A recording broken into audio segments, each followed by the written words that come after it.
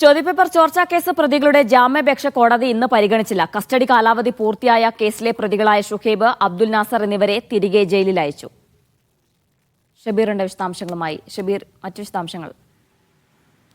ജീന, ചോദ്യപേപ്പർ ചോർച്ച കേസിലെ മുഖ്യപ്രതിയും നാലാം പ്രതിയുമായ മുഹമ്മദ് ഷുഹൈബ്, അബ്ദുൽ നാസർ എന്നിവരെ 3 ദിവസത്തേക്കാണ് ക്രൈംബ്രാഞ്ചിൻ്റെ കസ്റ്റഡിയിൽ വിട്ടത്.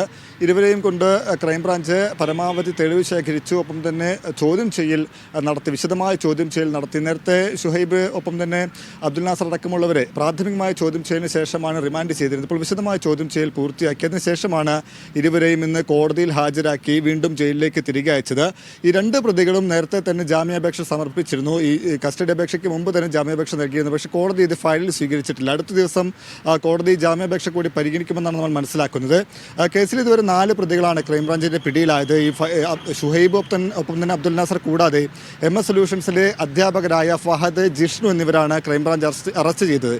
ഇതിൽ ഫഹദിനെയും ജിഷ്ണുവിനെയും നേരത്തെ തന്നെ കോടതി ജാമ്യം അനുവദിച്ചിരുന്നു. കോഴിക്കോട് ജില്ലാ കോടതിയാണ് റിമാൻഡിൽ കഴിഞ്ഞിരുന്ന ഇരുവർക്കും ജാമ്യം അനുവദിച്ചത്. ഇരുവരും ഇപ്പോൾ പുറത്താണുള്ളത്, ജയിലിന് പുറത്താണുള്ളത്. അതിനിടെ ഈ 2 പ്രതികളെ കസ്റ്റഡിയിൽ വാങ്ങി ചോദ്യം ചെയ്യലിനിടെ ഫഹദിനെയും ക്രൈംബ്രാഞ്ച് ചോദ്യം ചെയ്യാൻ വിളിപ്പിച്ചിരുന്നു. നോട്ടീസ് നൽകിയാണ് ഫഹദിനെ വിളിപ്പിച്ചത്. ഒപ്പം തന്നെ ഈ 3 പ്രതികളെയും ഒരുമിച്ചിരുത്തിയും ചോദ്യം ചെയ്യൽ ക്രൈംബ്രാഞ്ച് നടത്തിയിരുന്നു. ഫഹദും ഒപ്പം തന്നെ ഈ അബ്ദുൽ നാസറും, ഈ നാലാം പ്രതിയായ അബ്ദുൽ നാസറും ചേർന്നാണ് ഈ ചോദ്യപേപ്പർ ചോർത്തിയതെന്നാണ് ക്രൈംബ്രാഞ്ചിൻ്റെ കണ്ടെത്തൽ. ഫഹദ് അബ്ദുൽ നാസറിൽ നിന്ന് ചോദ്യപേപ്പർ മൊബൈലിൽ ഫോട്ടോ എടുപ്പിച്ച് അയപ്പിക്കുകയായിരുന്നു എന്നാണ് ക്രൈംബ്രാഞ്ച് പറയുന്നത്. അബ്ദുൽ നാസർ മലപ്പുറത്തെ എയ്ഡഡ് സ്കൂളിലെ പ്യൂണായിരുന്നു.